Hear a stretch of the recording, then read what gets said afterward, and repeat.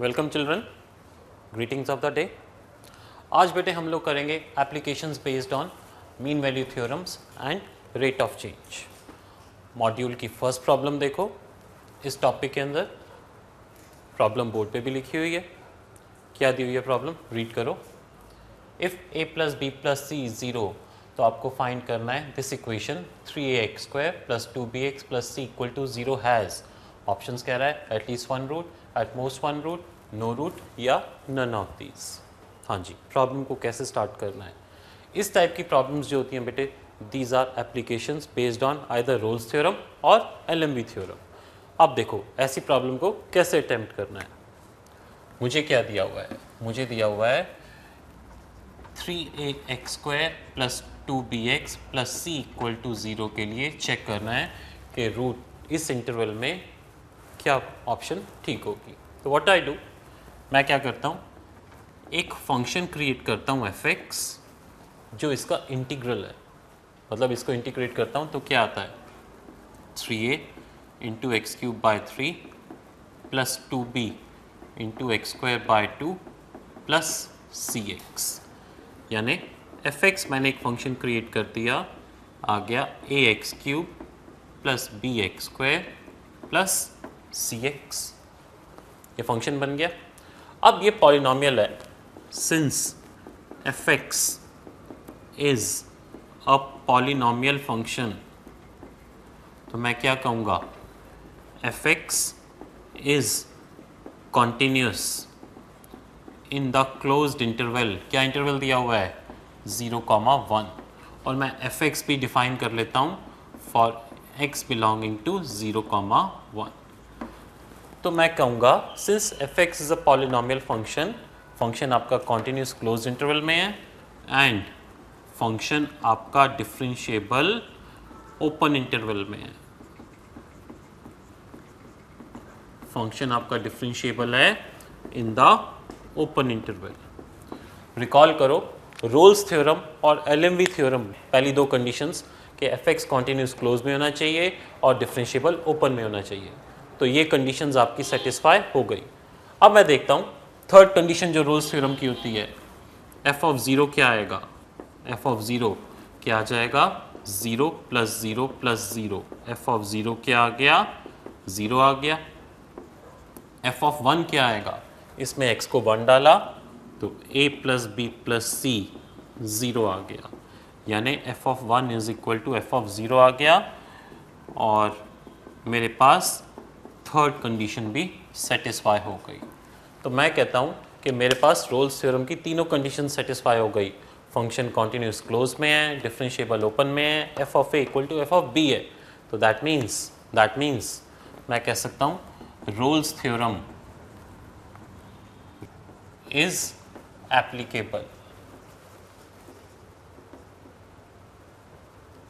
तो इसका मतलब बेटे क्या हो जाएगा, इसका मतलब क्या हो जाएगा, फंक्शन कॉन्टिन्यूस क्लोज में है, डिफरेंशिएबल ओपन में है, f of a equal to f of b है, तो रोल्स थ्योरम इज एप्लीकेबल। तो मैं कहूँगा f dash x is equal to 0, यानी 3ax square plus 2bx plus c equal to 0 has at least one real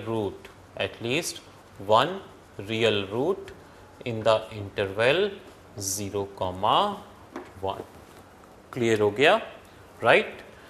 तीनों conditions आपके पास Rolle's theorem की आ गई, तो मैं कहूँगा Rolle's theorem is applicable for the interval 0,1।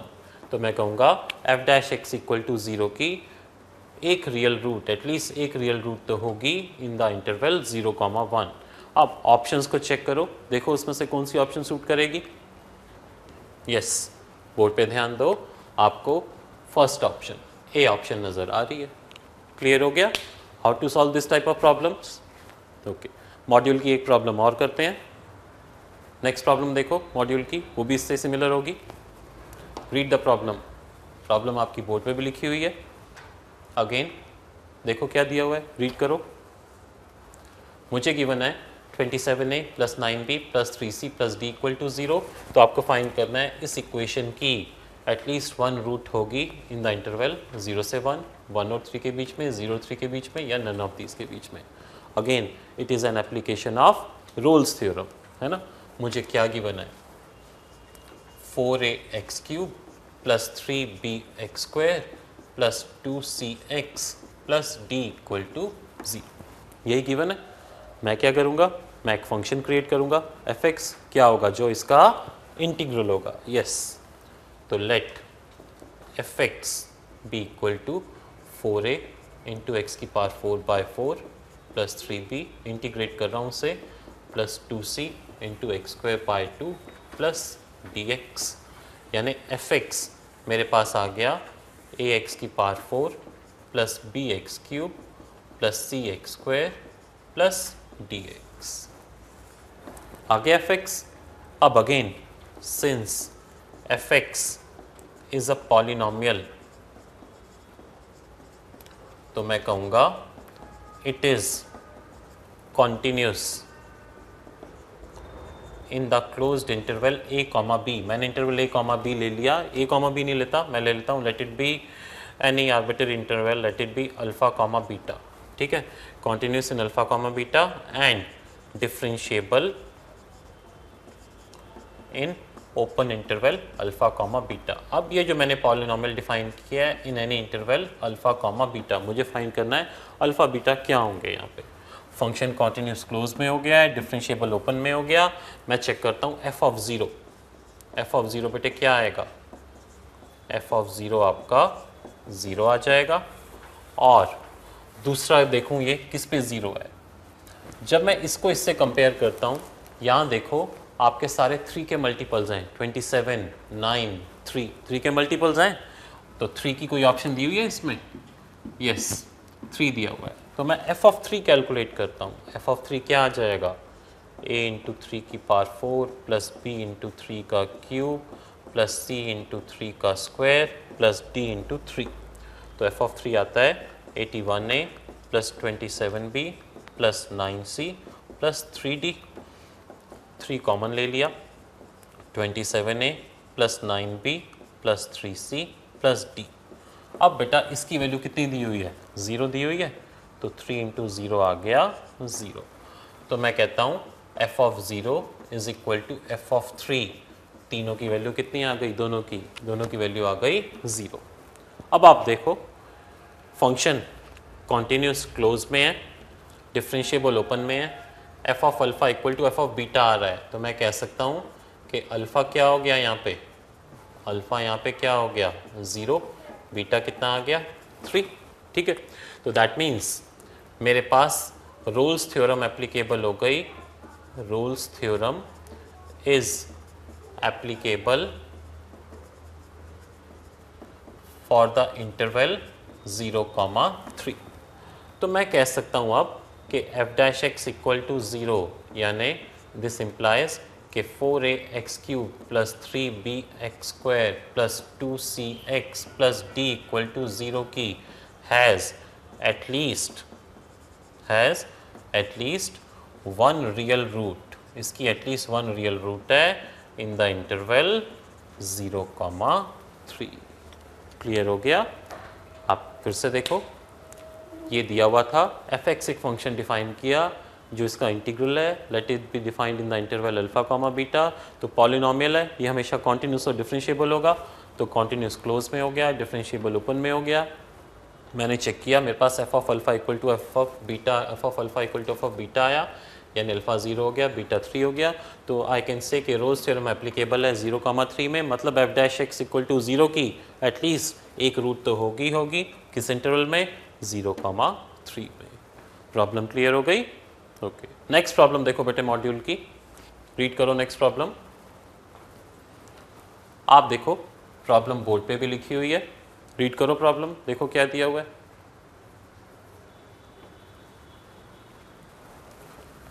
Function is everywhere continuous and differentiable, मतलब Rolle's theorem check कर सकते हैं, लेकिन एलएमई थ्योरम तो है ही है। देखते हैं आगे प्रॉब्लम, पता चल जाएगा कि रोल्स थ्योरम लगानी है या एलएमई थ्योरम अप्लाई करनी है। फंक्शन हर जगह कॉन्टिन्यूस डिफरेंशिएबल है, F dash X greater than 6 है for all X belonging to 2,4 closed, F of 2 दिया हुआ है, तो आपको चेक करना है इसमें से कौन सी ऑप्शन करेक्ट है। ओके, व्हाट आई डू, मैं लिखता हूँ since F x is continuous and differentiable everywhere, so I can say fx is continuous in the closed interval 2 comma 4 and differentiable in the open interval 2 comma 4. ठीक है, therefore I can say कि LMB theorem is applicable. तो आप कहोगे there exists at least one value of c या one value of x in the open interval 2 comma 4 where f dash x will be equal to f of b minus f of a upon, मैंने क्या किया, LMB theorem की condition लिख दी. ठीक है, अब मुझे दिया हुआ है since f dash x is greater than और इक्वल टू 6, तो मैं क्या कह सकता हूँ बेटे, यहाँ से मैं कह सकता हूँ कि f of 4 minus f of 2 upon 4 minus 2 will be greater than और इक्वल टू 6. ये कह सकता हूँ किस इंटरवल के लिए, for x belonging to the interval 2 comma 4. यही है ना. अब देखो मैं कैलकुलेशंस आगे उधर करता हूँ, यहाँ तक आ गया समझ. अब देखो बेटा कैलकुलेशंस, मैंने कहा कि मेरे पास आ गया f of 4 minus f of 2 upon 2 is greater than और इक्वल टू 6. तो बच्चे f of 4 minus f of 2 कितना दिया है, minus 4 upon 2 is greater than और इक्वल टू 6, यानी f of 4 plus 4 is greater than और इक्वल टू 12. मैं कहूँगा f of 4 is always greater than और इक्वल टू 8. मेरे पास कंडीशन आ गई f of 4 is always greater than और इक्वल टू 8. कौन सी ऑप्शन नज़र आ रही है ABCD में से, ध्यान से देखो, बताओ मुझे कौन सी ऑप्शन है. यस, आपको बी ऑप्शन मिलेगी. ठीक है, प्रॉब्लम एक बार फिर से देखते हैं. क्या कह रहा है, फंक्शन कॉन्टिन्यूस और डिफरेंशिएबल एवरीवेयर लिखा है, तो दैट मीन्स 2 कॉमा 4 में भी फंक्शन कॉन्टिन्यूस और डिफरेंशिएबल है. तो मैं कह सकता हूँ कि LMB थ्योरम में अप्लाई कर सकता हूँ. LMB थ्योरम अप्लाई कर रहा हूँ तो क्या आएगा, x की मिनिमम एक वैल्यू तो एग्जिस्ट करेगी, where f dash x will be equal to f of b minus a f of a upon b minus a.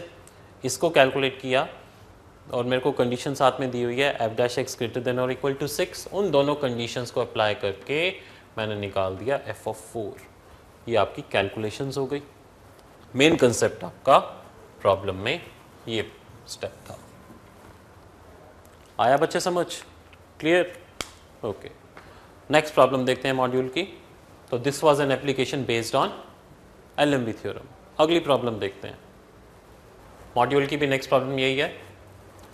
fx और gx आपके कॉन्टिन्यूस क्लोज में और डिफरेंशिएबल ओपन में दिए हुए हैं a कॉमा b में. आपको फाइंड करना है इस इक्वेशन की at least one root, exactly one root, at most one root या नो रूट में से ऑप्शन को टिक करना है. अब आप बेटे मेरे को बताओ कैसे करें इस प्रॉब्लम को. fx gx कॉन्टिन्यूस और डिफरेंशिएबल हैं, अंडरस्टूड है कि LMB थ्योरम तो लग सकती है ना. रूल्स के लिए आगे चेक करेंगे, ज़रूरत पड़ेगी तो रूल से करेंगे, नहीं तो LMB से प्रॉब्लम को कर देंगे, है ना. व्हाट आई डू, मैं अपनी तरफ से बेटा सबसे पहले एक फंक्शन क्रिएट करता हूँ फाई ऑफ एक्स. देखो मैंने इसको सर्कल किया हुआ है, तो मैं जो फंक्शन क्रिएट करूंगा फाई ऑफ एक्स, इसी टाइप का फंक्शन क्रिएट करूंगा. इसमें f डैश एक्स और g डैश की जगह f और g आ जाएंगे. तो फाई ऑफ एक्स मैं लिखता हूँ determinant of f x f of a g of x g of a. अब मैं कहता हूँ कि since f x and g of x are continuous in the closed interval a comma b and differentiable in the open interval a comma b, तो मैं कह सकता हूं कि फाई ऑफ एक्स किस पे डिपेंड कर रहा है, फाई ऑफ एक्स डिपेंड कर रहा है एफ एक्स और जी एक्स पे. तो जब एफ एक्स जी एक्स कॉन्टीन्यूस और डिफरेंशिएबल हैं, मैं कहूँगा phi of X is also continuous in the closed interval a comma b and differentiable in the open interval a comma b। यहाँ तक क्लियर? तो मैं कह सकता हूँ कि hence LMV theorem is applicable in the interval a comma b। तो अब मैं क्या कहूँगा? There exists at least one value of c in the interval a comma b where f dash c will be equal to f of b minus f of a upon b minus a। मतलब आपकी LMV theorem की basic condition satisfy होगी। अब calculations इधर करते हैं। f dash c, तो सबसे पहले बेटा f dash c क्या आएगा? क्या आएगा? इस डिटर्मिनेंट को मुझे डिफरेंशिएट करना है, राइट? एफ डैश आपका यहाँ पे क्या है? फाई डैश है, तो मैं इसको फाई लिख देता हूँ। अब देखो फाई डैश सी क्या आएगा? फाई डैश सी क्या आएगा? इसको डिफरेंशिएट करते हैं तो क्या आ गया? F dash x ji dash x F of A ji of a plus f x ji x constant का derivative 0 is equal to phi of b. Phi of b क्या हो गया? F of B ji of b f of A ji of a minus phi of A F of A ji of A F of A ji of a upon b minus a. ठीक है, मैंने क्या किया कि phi of x आपका continuous और differentiable है, तो आप कहोगे कि LMV थ्योरम फाई फंक्शन के लिए एप्लीकेबल है in the interval a comma b। Calculations मैंने यहाँ पे शुरू की। आपको डिटर्मिनेंट को डिफरेंशिएट करना आता ही है, रो वाइज कर लो या कॉलम वाइज कर लो। तो इस डिटर्मिनेंट की वैल्यू क्या हो गई? 0 हो गई, क्योंकि एक कॉलम इसमें 0 है। ऐसे ही इस डिटर्मिनेंट की वैल्यू भी 0 हो गई, क्योंकि इसके दोनों कॉलम्स आइडेंटिकल हैं। तो बेटा मेरे पास बचता क्या है? मेरे पास बचता है F dash x F of A g dash x g of A is equal to क्या आता है? F of b f of A ji of B ji of a upon b minus a. यहाँ तक आ गया। मैं क्या करता हूँ? मैं इन दोनों को इंटरचेंज कर देता हूँ, कॉलम्स को। इन दोनों कॉलम्स को इंटरचेंज किया तो माइनस साइन बाहर आके इससे एडजस्ट हो जाएगा। तो ये हो गया determinant of F dash x ji dash x F of A ji of A is equal to determinant of F of A ji of A F of B ji of B upon A minus B हो गया है। ये same वही condition दी हुई है, इसमें से minus बाहर निकाल के इसको चेंज कर दिया। तो मैं क्या कहूँगा? आपको नज़र आ गया कि LMV थ्योरम आपकी पूरी एप्लीकेबल हो गई इस इक्वेशन के लिए। तो मैं क्या कह सकता हूँ कि this equation has at least one real root in the interval a comma b, है ना। फिर से प्रॉब्लम को देखो, आपकी कौन सी ऑप्शन मैच हो रही है? आपकी यहाँ पर ए ऑप्शन मैच हो रही है। फाई ऑफ एक्स मैंने एक फंक्शन क्रिएट किया, शो कर दिया फाई ऑफ एक्स कॉन्टीन्यूस और डिफरेंशिएबल है, तो that means phi of X के लिए रोल्स थ्योरम एप्लीकेबल होगी, तो सॉरी LMV थ्योरम एप्लीकेबल होगी। तो दैट मीन्स बेसिक कंडीशन आपने LMV थ्योरम की अप्लाई कर दी और कैलकुलेशंस की, कैलकुलेशन करके आपकी वही इक्वेशन बन गई। तो मैं क्या कहता हूँ कि इस इक्वेशन की एटलीस्ट एक रूट तो होगी in the open interval a comma b। आपने ए ऑप्शन को मैच कर दिया। क्लियर हो गया बेटे? ठीक है, ओके। नेक्स्ट प्रॉब्लम देखो, मॉड्यूल की प्रॉब्लम आपकी बोर्ड पे भी लिखी हुई है। Now this is a problem based on application of derivative, that is rate of change. Problem read करो। Area of triangle is given using the formula S is equal to half BC sin A. अब वो क्या कह रहा है, errors in measuring B, C and S are 0.02, 0.01 and 0.13. आपको find करना है approximate error in A when A is pi by 6. कौन सा आर्टिकल लगेगा यहाँ पे, errors and approximations. प्रॉब्लम को कैसे स्टार्ट करते हैं, मैं बोर्ड पे लिखता हूँ. एरिया ऑफ ट्राइंगल वो क्या कह रहा है, किससे दिया जा रहा है, half of BC sine A. मैं पहला स्टेप क्या करता हूँ, I take log on both sides. Taking log on both sides क्या बनता है, ln(s) is equal to ln of half plus ln of B plus ln of C plus ln of sin A.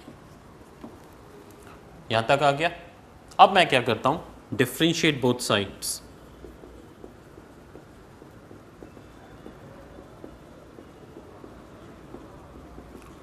Differentiate both sides.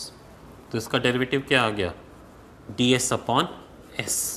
मैं differentiate कर रहा हूँ with respect to some unknown variable, है ना, कुछ भी हो सकता था, तो इसे इस टाइप से लिख रहा हूँ, ds अपॉन s. कांस्टेंट का डेरिवेटिव 0, log b का derivative db upon b, log c का डेरिवेटिव dc अपॉन c, और इसका derivative 1 by sine a into cot a dA. ये स्टेप समझ आ गया. मैंने क्या किया है, डिफ्रेंशिएट किया है with respect to some unknown variable. Now ये क्या बनता है, ds by s is equal to db by b plus dc by c plus cot a into D A. अब मैं देखता हूं मुझे डाटा क्या गिवन है, मुझे वो क्या कह रहा है, क्या कह रहा है, देखो, if the errors in measuring B, C and S are 0.02, 0.01 and 0.13, मुझे फाइंड करना है approximate error in measuring A when A is pi by 6. तो मुझे डी बी बाय बी मुझे दिया हुआ है 0.02, DC बाय C मुझे कितना दिया हुआ है 0.01, और DS बाय S मुझे दिया हुआ है 0.13. ये डाटा बेटे मैं क्या करता हूँ, यहाँ पे पुट करता हूँ, इधर पुट करता हूँ, तो DS बाय S कितना आ गया 0.13, DB बाय B कितना दिया हुआ है 0.02, DC बाय C कितना दिया हुआ है 0.01, कॉट ए कितना दिया हुआ है पाई बाय 6 इंटू डी. तो यहाँ से मेरे पास बेटे कैलकुलेशंस करके क्या आता है, मैं इधर लिखता हूँ 0.13 is equal to 0.03, cot pi by 6 कितना हो जाएगा √3 इंटू डी ए. यहाँ से बेटा डी ए कितना आता है 0.1 अपॉन √3. इसको कैलकुलेट करो, मुझे बताओ क्या ऑप्शन आएगी. जो भी ऑप्शन आएगी आपकी रेडियंस में आएगी, क्योंकि आपका पाई बाय 6 जो दिया हुआ है रेडियंस में दिया हुआ था. चेक करो कैलकुलेट करके कौन सी ऑप्शन आती है, कितनी ऑप्शन आ रही है बेटा, हाँ आपकी ए ऑप्शन मैच कर रही है. आंसर जो आ रहा होगा वो आएगा 0.05 रेडियंस. समझ आ गया, कोई डाउट तो नहीं है. ओके, मॉड्यूल की बच्चे नेक्स्ट प्रॉब्लम देखो क्या दी हुई है.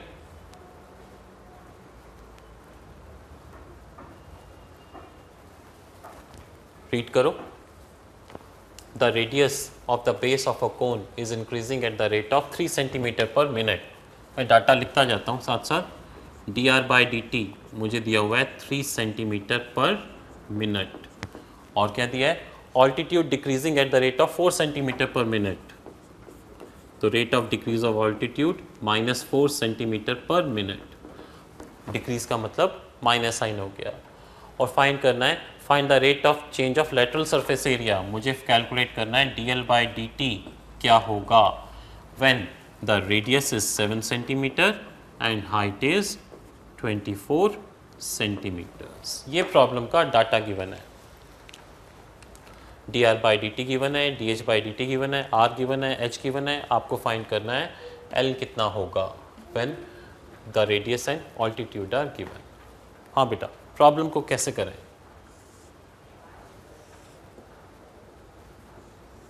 सबसे पहले dl बाई dt फाइंड करना है और फिर फाइंड करना है rate of change of lateral surface area. 2 steps हैं आपके। तो सबसे पहले ये r है, ये h है, ये l है, क्या हो जाता है? l स्क्वायर हो जाता है आपका r square plus h square. इसको डिफ्रेंशिएट करता हूँ तो क्या आएगा? 2l into D L by D T is equal to 2r into D R by D T plus 2h into D H by D T. Calculation अब मैं इधर कर रहा हूँ, मेरे पास आता है l into D L by D T is equal to r into D R by D T plus h into D H by D T. अब मुझे D R by D T भी गिवन है, D H by D T भी given है, h भी given है, r भी given है। D L by D T सबसे पहले कैलकुलेट करना है, तो l क्या होगा? r दिया हुआ है 7, h दिया हुआ है 24, आपका l स्क्वायर क्या होता है? r square plus h square होता है। तो l स्क्वायर कितना आ जाएगा? 7 स्क्वायर प्लस 24 स्क्वायर कितना हो गया बेटा? ये 49 प्लस 576 यानी l स्क्वायर आ गया 625 यानी l आ गया 25। l 25 यूनिट इसमें डालते हैं और बाकी डाटा भी डालते हैं। r मैंने डाल दिया 7, D R by D T डाल दिया 3, h मैंने कितना डाला? h मैंने डाला 24, D H by D T कितना डाला? -4। इनको कैलकुलेट करो और बताओ मुझे D L by D T बेटे क्या आएगा? बताओ D L by D T कितना आएगा? कितना आ रहा है D L by D T? Calculate करते हैं। 21 माइनस 96 अपॉन 25, ये मुझे बता देना कितना आ रहा है। ठीक है, हम प्रॉब्लम को आगे करते हैं। अब मुझे फाइंड क्या करना है? मुझे फाइंड करना है rate of change of lateral surface area. Cone का लैटरल सरफेस एरिया बेटा क्या होता है? कोन का लैटरल सरफेस एरिया होता है पाई आर एल। इसको मैं डिफ्रेंशिएट करता हूँ तो मेरे को फाइंड करना है rate of change of lateral surface area. D s by D T क्या हो जाएगा? Pi into product rule r into D L by D T plus L into D R by D T. अब values डालते हैं तो pi into are की बेटा value कितनी दी हुई है? r दिया हुआ है 7 और आपने D L by D T calculate करके रखा, कितना आता है D L by D T? -3 centimetre per minute. इसकी वैल्यू डालता हूँ प्लस l 25 है और D R by D T कितना दिया है? 3। वैल्यूज़ ही तो पुट करनी है, इतनी कैलकुलेशंस आप इजीली कर सकते हो। तो ये कितना आंसर आ जाता है? ये आ जाता है 54 pi centimetre square per minute. मैं क्या कहूँगा? मेरे पास rate of change of lateral surface area कितना आ गया? 54 pi centimetre square per minute. आप ऑप्शंस देखो, ऑप्शंस कौन सी मैच कर रही हैं? नज़र आ रही है? यस, आपकी ए ऑप्शन मैच कर रही है। क्लियर? तो प्रॉब्लम के 2 स्टेप्स थे। यहाँ पाइथागोरस लगा के पहले आपको d L by D t निकालना था, rate of change of slant height. उसके बाद आपको निकालना था d s by D t, rate of change of lateral surface area. ये d L by D T calculate किया, उसके बाद d s by D t. Clear हो गया? नेक्स्ट बेटे प्रॉब्लम नंबर 7, देखो क्या लिखा हुआ है। If the length of diagonal of a square is increasing at the rate of 0.2 centimetre पर सेकेंड, आपको फाइंड करना है rate of increase of area. Another application of rate of change. अब देखते हैं क्या दिया हुआ है। मैं कहता हूँ ये एक स्क्वायर बनाता हूँ जिसके डायगोनल को मैं ले लेता हूँ x। ठीक है, तो मुझे क्या दिया हुआ है? dx by D T, length of diagonal is increasing at the rate of 0.2 centimetre पर सेकेंड। अब मुझे फाइंड करना है एरिया किस रेट से चेंज होगा। तो एरिया की डायमेंशंस ए पाइथागोरस लगाता हूँ, a square plus a square is equal to x square. तो 2a square is equal to x square. A square क्या आ गया? एक्स स्क्वायर बाय 2 यानी ए आ गया एक्स बाय √2। मैं कह सकता हूँ कि मेरे पास साइड ऑफ स्क्वायर कितनी आ गई? X by √2। अब area of square, area of square बेटे मैं ले लेता हूँ a, that is equal to side का स्क्वायर, यानी एरिया कितना आ गया एक्स स्क्वायर बाय 2। तो दैट मीन्स अब a uh function of X आ गया, मुझे कैलकुलेट क्या करना है, rate of increase of area when the side is 30 by root 2। मुझे D A by D T calculate करना है कब, at the instant when side is 30 by root 2 centimetres. तो क्या करेंगे, इसको डिफ्रेंशिएट करेंगे। तो D A by D T कितना आ गया, ये आ गया 2x bye root 2 into D X by D T. Area क्या आ गया आपका एक्स स्क्वायर बाय 2 आ गया है, तो D A by D T क्या आ गया 2x by 2 into D x by D T. अब मैं वैल्यूज़ डालूंगा, इसमें वैल्यूज़ डालता हूँ, देखो मैं कैलकुलेशन इधर कर रहा हूँ। तो D A by D t आपके पास आ गया x into D x by D t. मुझे D A by D t कहाँ पर कैलकुलेट करना है, at x is equal to 30 by root 2 पे। मैं वैल्यूज़ डालता हूँ, तो x यानी 30 by root 2 into D x by D T कितना दिया हुआ है 2 बाय 10। तो ये आंसर कितना आ जाएगा, ये आ जाएगा 3 रूट 2 सेंटीमीटर स्क्वायर पर सेकेंड। देखो कौन सी ऑप्शन मैच कर रही है आपकी सी ऑप्शन मैच कर रही है, आपकी सी ऑप्शन मैच कर जाएगी। आया बेटे समझ, D A by D T में x की वैल्यू डाली, x 30 बाई रूट 2 दिया हुआ है, और ये साइड आपको दी हुई है, rate of change of side आपको 0.2 दिया है। वैल्यूज़ डालता हूँ तो आंसर आ गया 3 रूट 2 सेंटीमीटर स्क्वायर पर सेकेंड। क्लियर, ठीक है। दैट्स ऑल बेटा विद दिस टॉपिक। प्रॉब्लम्स को दोबारा प्रैक्टिस करो और एक्सरसाइज को खुद सॉल्व करो। Will meet in the next lecture. Have a nice day. Thank you.